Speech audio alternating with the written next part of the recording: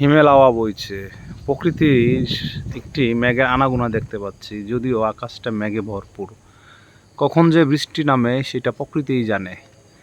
So এই প্রকৃতির মাঝে একটি মসজিদ, একটি তাল গাছের ছায়াগুলা কিন্তু আলোকিত আকাশের সাথে খুবই সুন্দর সাদৃশ্য দেখতে পাচ্ছি। তার সাথে হিমেল হাওয়াটা মনকে প্রফুল্ল দেয়, আনন্দ দেয়। এই হাওয়াগুলো মানুষের জীবনের সাথে মিশে যায়। সো যারাই দেখতে পাচ্ছেন ভিডিওটা, সবাই লাইক করেন, কমেন্টস করে জানাবেন আমাকে কেমন হয়েছে। ধন্যবাদ। সাবস্ক্রাইব করবেন বেশি বেশি।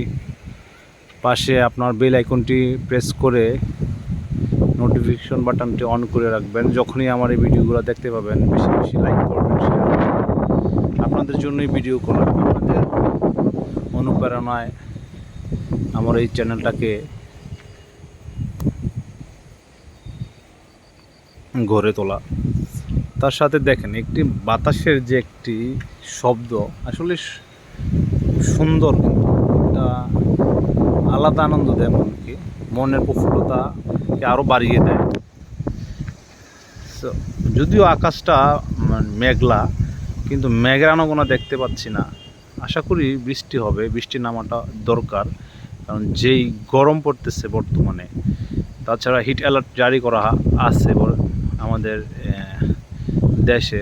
সো সবাই কিন্তু একটু কেয়ার থাকবেন, পাশাপাশি বেশি বেশি পানি খাবেন, স্যালাইন জাতীয় জিনিসগুলো, গ্লুকোজ, এগুলো একটু খাওয়ার চেষ্টা করবেন। পাশাপাশি ডাব, আরও যেই ফলগুলো আছে যেগুলোকে সরাসরি পানি উৎপাদন করে, ম্যাক্সিমাম ফলই সরাসরি পানি উৎপাদন করে।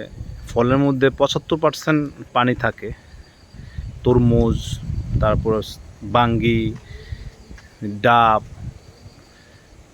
এগুলো একটু বেশি বেশি খাইতে চেষ্টা করবেন। দেখেন বাতাসের শব্দটা কিন্তু খুবই সুন্দর, খুবই ভালো লাগতেছে।